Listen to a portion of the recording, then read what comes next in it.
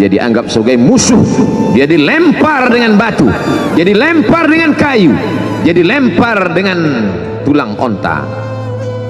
Apa yang dia lakukan? Dia bersembunyi di balik bukit, dia angkat kedua tangannya, ilaika ashku dha'fa quwwati, kepada engkau saja aku mengadukan kelemahanku, wa qillata hilati, ketidakberdayaanku, wa hawani bainan nas, aku hina di tengah mereka. Kalau dulu aku ada tempat bergantung, ada tempat bersandar, ada tempat mengadu, hari ini hanya engkau saja ya Allah. Datanglah malakul jibal, malaikat penjaga segala bukit di atas dunia. Kau tunjuk mana bukit yang paling besar ya Muhammad, akan kutimpakan kepada mereka. Hati yang luka biasanya akan marah, akan kecewa, tapi itu tidak terjadi pada Nabi Muhammad sallallahu alaihi wasallam. Apa yang dia katakan? Asallah an yukhrij min aslabihim man ya'budullaha wa la yusyrika bihi syai'a. Ya Allah, keluarkan dari tulang sulbi mereka, keluarkan anak cucu mereka yang akan menyembah engkau, tidak ada satupun yang akan mempersekutukan engkau di atas muka bumi ini. Doanya dikabulkan, hatinya susah, pikirannya kacau, tapi lidahnya tidak berkata-kata kasar. Dia doakan agar anak cucu mereka menyembah Allah. 100% penduduk Taif hari ini bersyahadat asyhadu an la ilaha illallah wa asyhadu anna muhammadan rasulullah. Doa orang yang teraniaya, doa orang yang terzolimi. Jin itu berkata, inna sami'na qur'anan ajaba, kami mendengarkan bacaan Al-Quran ajaba, menakjubkan, ajib. Biarlah manusia menolakmu, biarlah manusia yang angku dan sombong itu tidak menerimamu, tapi ada satu makhluk yang mau menerimamu. Inna, kami dari kalangan jin, sami'na, mendengar Qur'anan ajaba, bacaan Al-Quran yang mengagumkan, yahdi ila rusdi, yang membuat kami lurus berpikir benar. Betapa jin yang dikatakan makhluk jahat, tapi ketika dia mendengarkan bacaan Al-Quran tersentuh hatinya dan dia bersyahadat, anna minnal muslimun, kami ada yang muslim, wa minnal qasitun, kami ada yang kafir. Yang muslim taharrau rasada, selalu mencari jalan kebenaran. Yang kafir kanu li jahannam hataba, mereka hanya akan menjadi santapan neraka jahanam. Jangan bersedih ketika kau didustakan, jangan bersedih ketika kau dibunuh karaktermu, jangan berduka cita ketika tidak ada manusia yang menerimamu, karena sesungguhnya itu hanyalah cara Allah menguatkan hatimu, karena dia ingin mengangkat derajatmu, menempatkan di tempat yang terpuji, memperlihatkanmu sesuatu yang tidak pernah dia perlihatkan kepada manusia yang lain. Dia buat hatimu hancur berkeping agar tidak lagi ada tempat makhluk dalam hatimu, yang ada hanya Allah semata.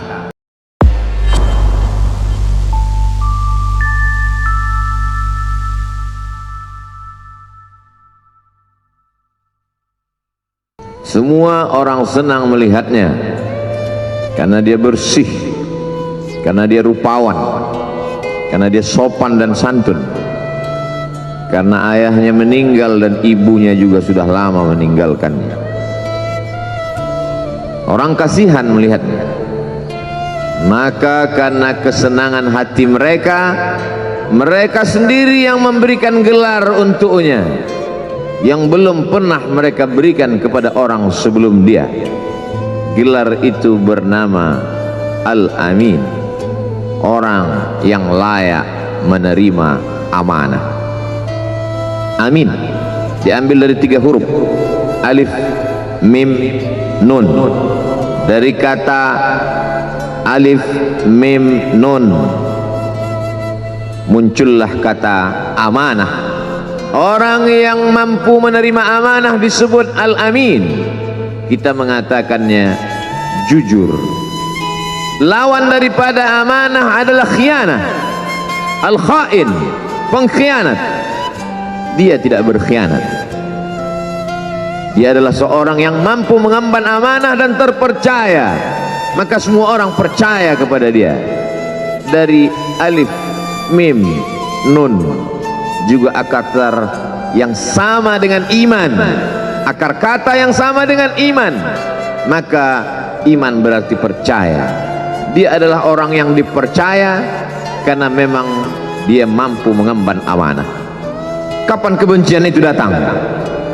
Kebencian itu datang ketika dia naik ke atas bukit Safa dan dia berkata kepada semua penduduk Makkah, seandainya aku katakan di balik bukit Jabal Abi Qubais yang besar, gagah, perkasa, tinggi, menjulang ini ada pasukan musuh yang akan menyerang kita, apakah kalian percaya?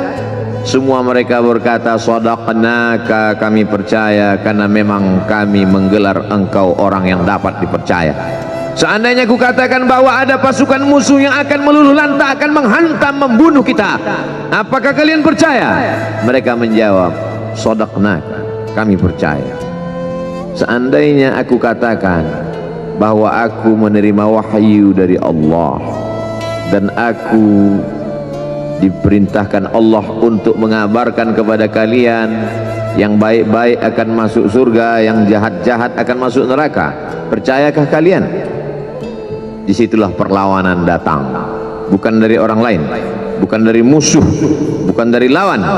Perlawanan itu datang dari saudara kandung, dari ayah kandung yang masih ada hubungan darah. Tabban laka ya Muhammad alihadza jama'tana, celakalah engkau Muhammad, apakah hanya untuk ini saja kau kumpulkan kami hari ini? Allah membelanya, langsung Allah membelanya. Dia tidak membela dirinya, tapi Allah mengatakan tabbat yada abi lahabi wa tabba ma aghna anhu maluhu, hartanya tak ada berguna, wa ma kasab, hasil usahanya tak mendatangkan manfaat, wa imra'atuhu hammalatal hatab, istrinya menjadi pembawa kayu bakar, simbol dari adu domba, kata-kata yang membuat menyakitkan hati yang dibawa oleh Ummu Jamil istri Abu Lahab untuk menyiksa, menjelekkan, membuli, menebarkan berita untuk membunuh karakter Sayyidina wa Maulana Muhammad sallallahu alaihi wasallam. Ini bukti kalau hari ini ada anak muda yang rupawan, yang dermawan, yang disenangi lingkungannya, tidak ada orang yang tersinggung, biasa, karena Nabi Muhammad SAW juga pernah mengalami hal itu. Tapi begitu kau katakan, aku tadi malam bermimpi bahwa aku mesti hijrah, meninggalkan komunitas peminum khamar, meninggalkan geng kita yang selama ini bicara tentang yang haram, maka disitulah mereka akan berkata, apakah hanya untuk ini saja kita berteman selama ini? Mana persahabatan kita? Apa yang dialami pemuda-pemuda hijrah hari ini dialami oleh Rasulullah sallallahu alaihi wasallam 14 abad yang silam. Ketika kau berhasil bisnis, orang senang. Ketika kau berhasil membina rumah tangga, tidak ada orang yang tersakiti. Ketika anakmu lucu-lucu dan kau berada di tengah mereka, tidak terusik kepentingan mereka, tidak terganggu ekonomi mereka, engkau adalah sahabat, engkau adalah teman setia. Tetapi ketika kau tidak ikut kemauan manusia, disitulah engkau sedang melantik dirimu sendiri menjadi musuh. Maka Allah kuatkan hatimu, wa in tuti' aktsara man fil ardi, kalau kau ikut kebanyakan orang di atas muka bumi, yudilluka an sabilillah, mereka hanya akan menyesatkan engkau dari jalan Allah subhanahu wa ta'ala. Tapi api itu tidak pernah padam. Kalau dia padam, maka berakhirlah dakwah Islam. Dia terus bergelora, dia terus menyala, dia terus membakar kemunafikan, membakar kemusyrikan, sampai akhirnya embargo pun tiba. Jangan ada yang mau bergabung dengan kelompok Muhammad sallallahu alaihi wasallam.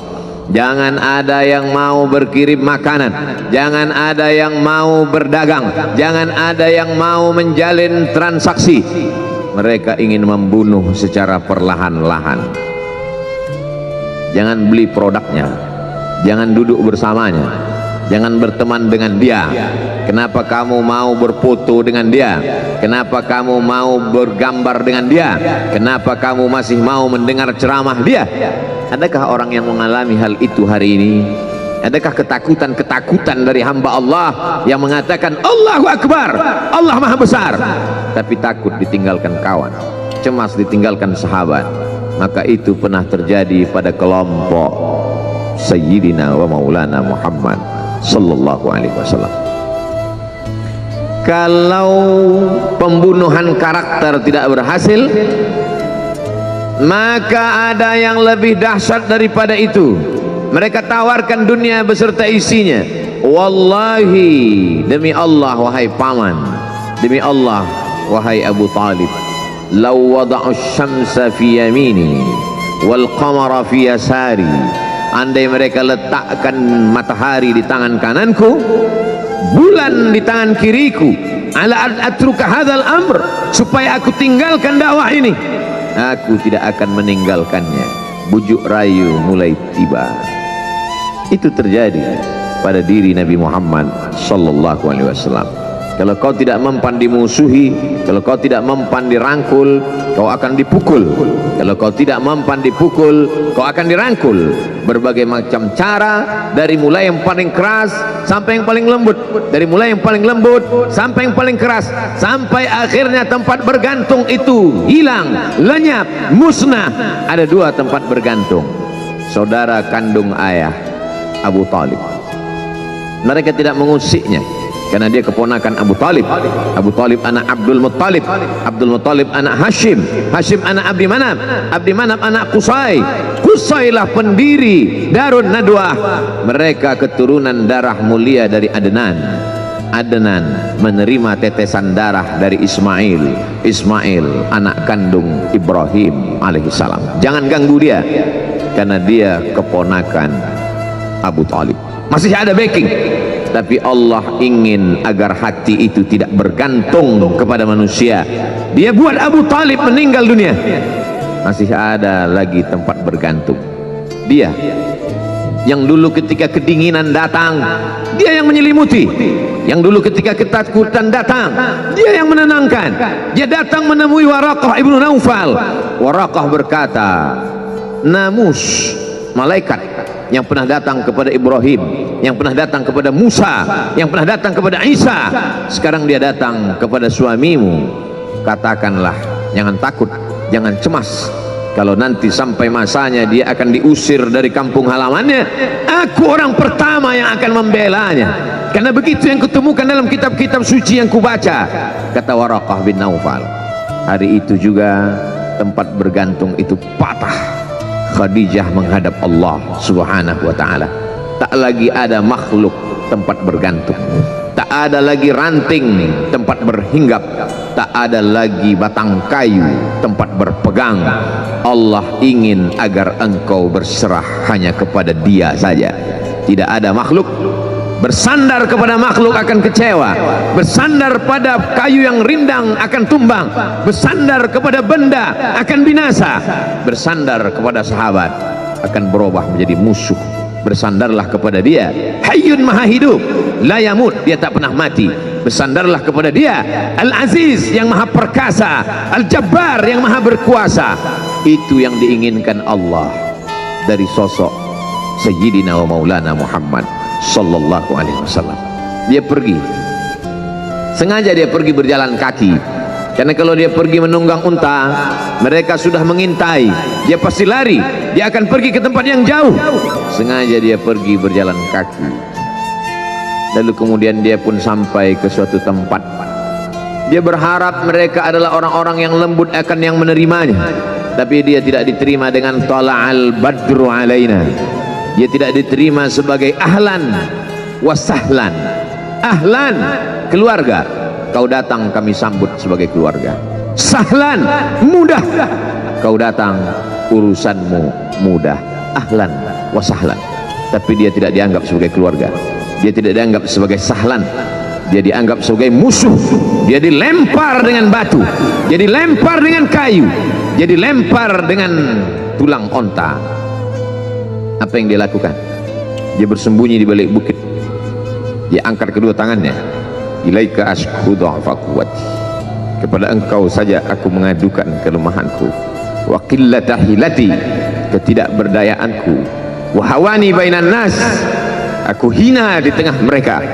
Kalau dulu aku ada tempat bergantung, ada tempat bersandar, ada tempat mengadu, hari ini hanya engkau saja ya Allah. Datanglah malakul jibal, malaikat penjaga segala bukit di atas dunia. Kau tunjuk mana bukit yang paling besar ya Muhammad, akan kutimpakan kepada mereka. Hati yang luka biasanya akan marah, akan kecewa, tapi itu tidak terjadi pada Nabi Muhammad sallallahu alaihi wasallam.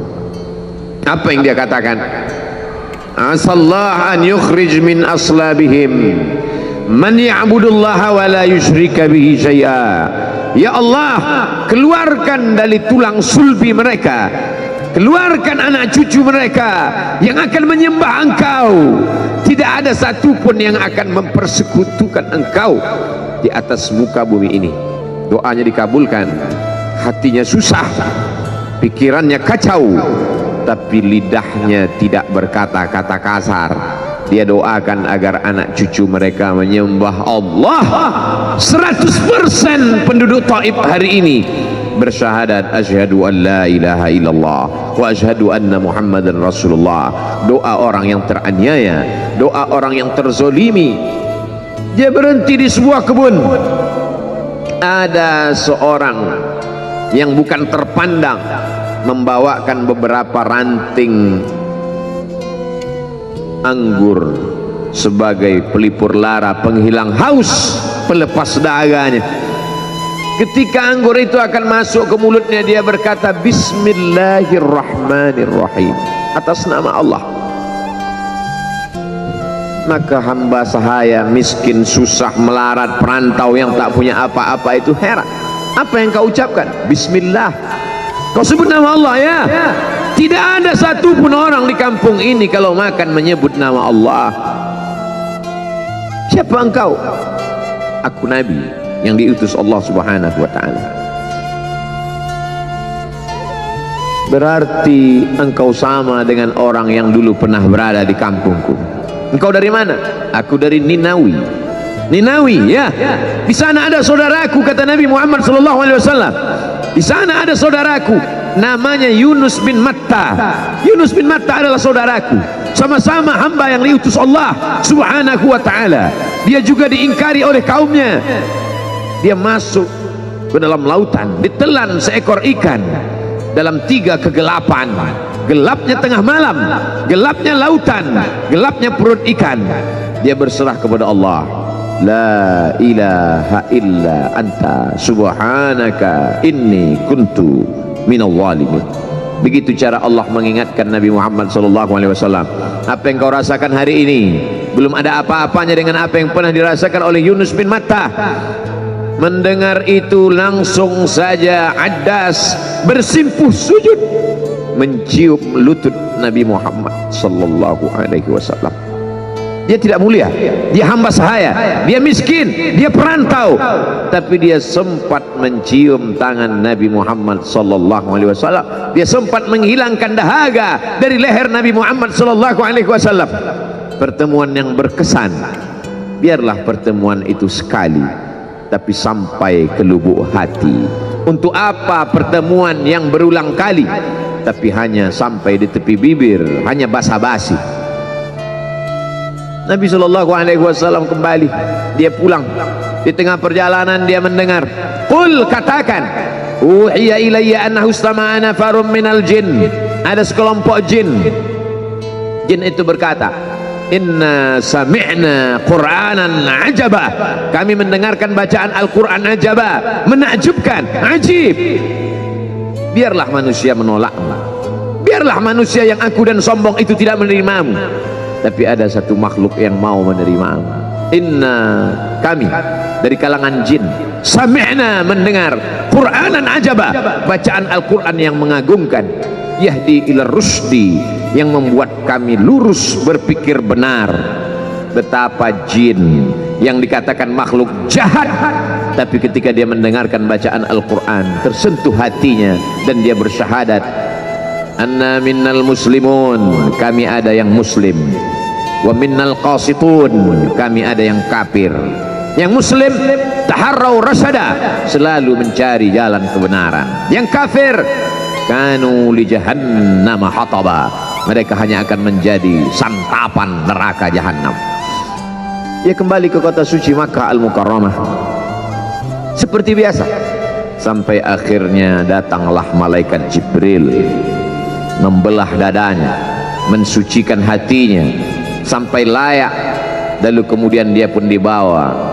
Subhanalladzi asra bi'abdihi lailan, maha suci Allah yang memperjalankan hambanya pada suatu malam, minal masjidil harami ilal masjidil aqsa, dari masjidil haram ke masjidil aqsa, alladzi barakna haulah, kami berkahi sekelilingnya. Untuk apa?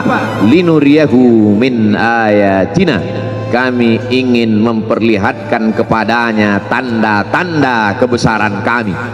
Selama ini dia hanya didengar, azab kubur didengar, neraka jahanam didengar, malaikat didengar. Hari ini kami ingin memperlihatkan tanda-tanda itu kepada hamba kami. Jangan bersedih ketika kau didustakan, jangan bersedih ketika kau dibunuh karaktermu, jangan berduka cita ketika tidak ada manusia yang menerimamu, karena sesungguhnya itu hanyalah cara Allah menguatkan hatimu, karena dia ingin mengangkat derajatmu, menempatkan di tempat yang terpuji, memperlihatkanmu sesuatu yang tidak pernah dia perlihatkan kepada manusia yang lain.